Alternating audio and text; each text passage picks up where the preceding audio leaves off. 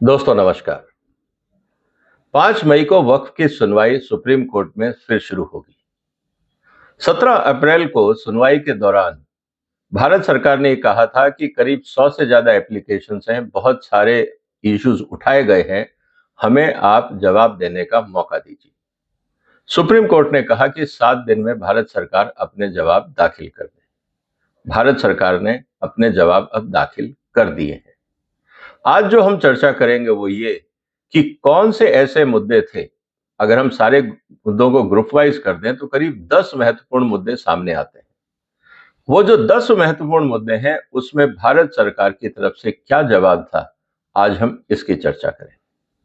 इसलिए इस वीडियो को अंत तक देखिएगा। 10 के 10 मुद्दे महत्वपूर्ण हैं और उस पे सवाल क्या थे और ऐतराज क्या थे, दोनों को समझना जरूरी है और फिर सवाल के साथ साथ जवाब भी क्या थे। इसलिए इस वीडियो को आप शेयर करिए, इस चैनल को सपोर्ट करिए, सब्सक्राइब करिए, ताकि हम इस तरह की महत्वपूर्ण बातें तथ्यों के आधार पर आपके साथ करते रहें और आपको इसका लाभ मिलता रहे।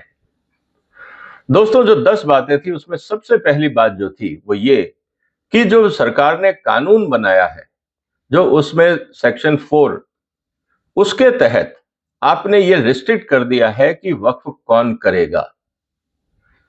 इसका मतलब यह है कि इस बात का ऐतराज है कि वक्फ कौन कर सकता है। पहले जो मर्जी करे, जैसे मर्जी हम प्रॉपर्टीज को वक्फ डिक्लेयर कर लें, किसी तरह की कोई पाबंदी नहीं थी। लेकिन अमेंडमेंट में सरकार ने कहा कि अगर आप मुस्लिम कन्वर्ट हो रहे हैं तो आपको 5 साल तक मुस्लिम जो धर्म है उसके तहत रहना होगा, उसके बाद ही आप वक्फ कर पाएंगे। इस पे लोगों का ऐतराज है कि मान लीजिए आज मैंने इस्लाम अपना लिया, मैं कल ही अगर प्रॉपर्टी वक्फ करना चाहता हूं तो आपको प्रॉब्लम क्या है। इशू इस बात को लेकर है, जो शंका रही है कि मान लीजिए कि कोई व्यक्ति गांव में है, बुजुर्ग है, उसको प्रलोभन देके, या शहर में है उसको प्रलोभन देके आपने उसको इस्लाम में कन्वर्ट कर लिया और फिर आपने उसको कहा आप अपनी प्रॉपर्टीज वक्फ कर दें, और बाद में उसको समझ में आया कि अरे यार मेरे साथ तो गड़बड़ हो गई, और वो कहता है मुझे ये सब नहीं करना है, क्या वो अपनी अब प्रॉपर्टी वापस क्लेम कर सकता है? वो नहीं कर सकता। क्योंकि जैसे कहा जाता है ना, once a Waqf always a वक्फ। आपकी प्रॉपर्टी चली गई, सब कुछ चला गया, आपने क्यों किया आपको समझ ही नहीं आया, प्रलोभन दिया, धमकाया, जो भी किया, ऐसी स्थिति से बचना भी तो जरूरी था। इसीलिए सरकार ने कहा कि अगर आप वास्तव में मुस्लिम, आप 5 साल प्रैक्टिस करिए, फिर आप अपने प्रॉपर्टीज जो आपका हक बनता है वक्फ कर दीजिए। इस पे लोगों का एतराज था। पहला, सरकार की तरफ से जवाब क्या था? सरकार ने यह कहा कि अगर आप वक्फ कानून उठाएं, जब से हिंदुस्तान में वक्फ कानून बना है उसमें साफ साफ लिखा हुआ है कि सिर्फ मुस्लिम व्यक्ति ही वक्फ कर सकता है। लेकिन कांग्रेस की सरकार ने 2013 में इस कानून को पलट के कह दिया कोई भी व्यक्ति वक्फ कर सकता है। और हुआ क्या? जितनी प्रॉपर्टीज पिछले 100 साल में वक्फ नहीं हुई थी, रातों रात दुगने से ज्यादा प्रॉपर्टीज वक्फ हो गई। क्यों? क्योंकि अब आपको इस्लाम और वक्फ का जो संबंध था आपने उसको तोड़ दिया। जो प्रॉपर्टी आपको जहां पे भी दिखी आपने उसको वक्फ कर लिया। अब वो सरकारी थी, लोगों की थी, किसी और धर्म की थी, अब आपको कोई उसमें रिस्ट्रिक्शन रहा ही नहीं।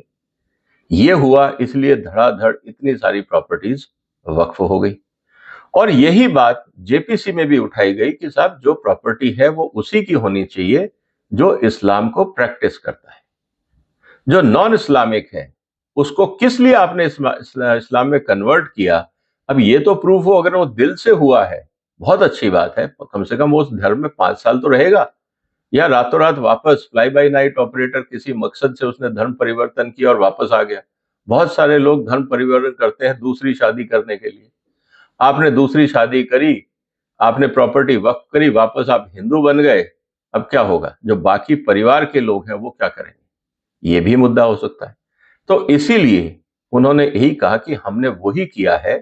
भारत सरकार का जवाब ये है कि जो पिछले 100 साल से हो रहा था, 2013 में जो गड़बड़ हुई थी हमने उसको ही सुधारा है। क्या ये गलत है? आप सोचिए। अब सुप्रीम कोर्ट इस पे क्या व्यू लेता है ये तो सुप्रीम कोर्ट बताएगा। लेकिन एक मुद्दा ये है, तो सरकार का ये कहना है कि हमने कोई बदलाव नहीं किया है। जो 2013 से पहले कानून था हम उसी को वापस लेके आए हैं। तो 100 साल तक जब आप उस कानून में थे, आपको कोई ऐतराज नहीं था, और एक पॉलिटिकल रीजन से अमेंडमेंट किया गया, और उसका खामियाजा ये हुआ कि हिंदुस्तान में दुनिया भर की प्रॉपर्टीज को वक्फ डिक्लेयर कर दिया गया, वो भी बगैर किसी कोर्ट प्रोसीजर के, रजिस्ट्रेशन के, वगैरह वगैरह। तो क्या उसमें सुधार नहीं होना चाहिए, या ये जारी रहना चाहिए? मुद्दा ये है। दूसरा जो सवाल आता है वो ये कि आपने ये कहा कि जो वक्फ बाय यूजर है उसको हम डिलीट कर रहे हैं। ये भी सेक्शन जो क्लॉज 4 है कानून का, सेक्शन 3 के अंदर, उसमें क्लॉज 21 में और क्लॉज 4 में ये कहा गया है कि भाई जो वक्फ हुई है प्रॉपर्टी, जो सरकारी जमीन है, अब वो वक्फ नहीं होगी। अब आपने सरकारी जमीन पे कब्जा किया, वहां पे आप जाके नमाज पढ़ने लगे, आपने उसको वक्फ डिक्लेयर कर दिया, तो वो सैकड़ों एकड़ जमीनें जो सरकार की हैं, डिफेंस की हैं, चारागाह की हैं, वो सब आपने वक्फ डिक्लेयर कर दी। अब आप कहते हैं आप इसको वापस क्यों लोगे? क्योंकि वहां पे तो हम नमाज पढ़ रहे थे। नमाज आप पढ़ रहे होंगे 10 स्क्वायर फीट में, लेकिन आपने 10,000 स्क्वायर मीटर की जमीन को वक्फ डिक्लेयर कर दी। ये जो हुआ है, इसको लेकर ऐतराज था। अब उन्होंने ये कहा कि नहीं, ये जो हमारा धार्मिक स्थिति है, आप उसको चैलेंज कर रहे हैं, क्योंकि अब रिलीजियस प्रॉपर्टी बन गई है। अब ये धर्म के मामले में सरकार हस्तक्षेप नहीं करेगी, क्योंकि जो हमारा आर्टिकल 25 और 26 है वो धर्म की बात करता है। अयोध्या के मामले में मैंने एक और आपको वीडियो बनाया था 2 दिन पहले, अगर आप ध्यान से देखें मेरे वीडियोस को, उसमें मैंने कहा था कि वक्फ क्या है और इस्लाम में क्या चीज जरूरी है, ये सुप्रीम कोर्ट के जजमेंट में क्लियर हो गया है। आप चाहें तो वो वीडियो देख सकते हैं, जिसमें सुप्रीम कोर्ट ने ये कहा है कि नमाज जरूरी है, मस्जिद जरूरी नहीं है। आप कहीं पे भी बैठ के नमाज पढ़ सकते हैं, नमाज पढ़ने के लिए मस्जिद नहीं चाहिए। अगर ऐसा होता तो लोग बस स्टैंड पे, रेलवे स्टेशन पे, सड़क पे क्यों नमाज पढ़ते? तो ये बात हमें समझनी होगी। तो उस मुद्दे को लेकर आया कि बहुत सारी ऐसी प्रॉपर्टीज हैं जो वक्फ बाय यूजर के हिसाब से उसको लेजिटिमेट किया गया है। दूसरा सबसे बड़ी बात यह है कि जो आदमी डेथ बेड पे है, मरने वाला है, उसने अपनी प्रॉपर्टी को वक्फ डिक्लेयर कर दिया, अब उसके परिवार का क्या होगा? यह भी अपने आप में एक सवाल था। तो ये सब चीजें ऐसी थीं जिसके कारण विवाद बढ़ रहे थे।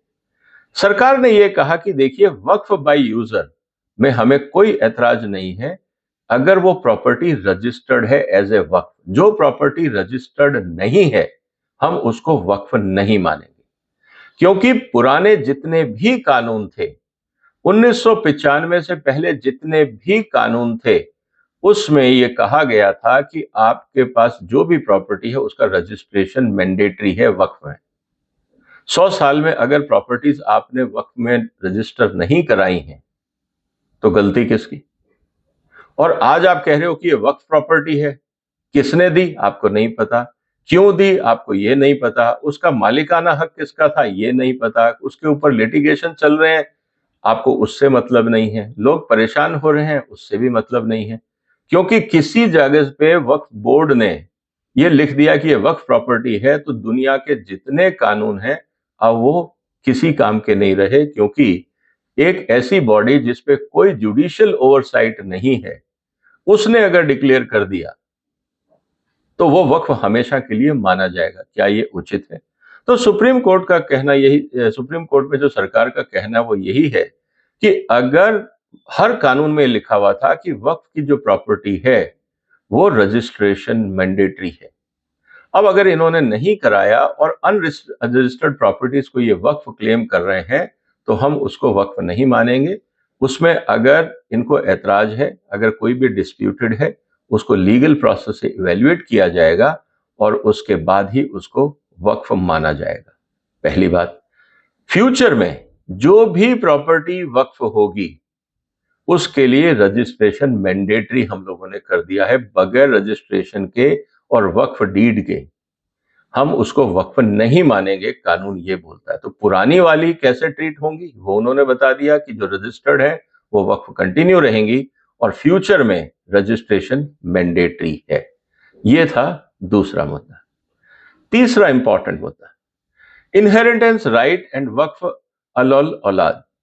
कहने का मतलब यह है कि अगर आप इस्लाम का भी कानून पढ़ते हैं तो उसमें कहा गया है कि जो मालिक है उसका हक सिर्फ 1/3 है। बाकी अगर आप कोई प्रॉपर्टी वक्फ करते हैं तो आपको परिवार से इजाजत लेनी होगी, क्योंकि 100% प्रॉपर्टी आपकी नहीं है। इस बात को आपको समझना होगा।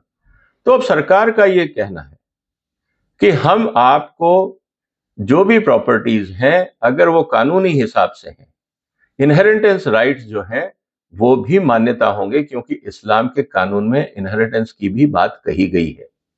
तो जब आप वक्फ कर रहे हैं और उस पर अगर फैमिली का डिस्प्यूट है, उस बात को भी सुना जाएगा। तो उन्होंने ये कहा कि भाई ये अगर आप करेंगे तो जो राइट्स हैं लोगों के, वो जो परिवार के लोग हैं वो वक्फ प्रॉपर्टी में अपना हक मांगने आ जाएंगे और ये मुद्दे बढ़ जाएंगे। तो सरकार का कहना यह है कि अगर उनका इनहेरिटेंस राइट है तो उनको मिलना चाहिए। एक व्यक्ति दुनिया से जाते समय पूरी प्रॉपर्टी वक्फ कर दिया और बचे हुए परिवार के लोग सड़कों पे आ जाएं, क्या ये उचित? परेशान हो, क्या ये उचित है? ये बात हमें समझनी होगी। इसलिए उन्होंने, सरकार का ये कहना है कि जेपीसी में ये मुद्दा आया कि all the heirs of Waqf including women heir can have a fair share in inheritance, जो इस्लाम के कानून में भी लिखा हुआ है। यहां पे अब ये इस्लामिक कानून को नहीं मान रहे हैं, ये अपने आर्ग्यूमेंट कर रहे हैं जो वक्फ के खिलाफ है। When the line of succession ends, the benefit of Waqf reaches the wider section of society, and Waqif shall have the lawful owners of the property. जब आपका कोई नेक्स्ट जनरेशन में बचा ही नहीं, तब वो वक्फ समाज की तरफ जाएगी। नहीं तो जिनका इनहेरिटेंस राइट है, पत्नी का, बच्चों का, उनकी प्रॉपर्टी आप वक्फ नहीं कर सकते। ये बात भी हमें समझनी होगी।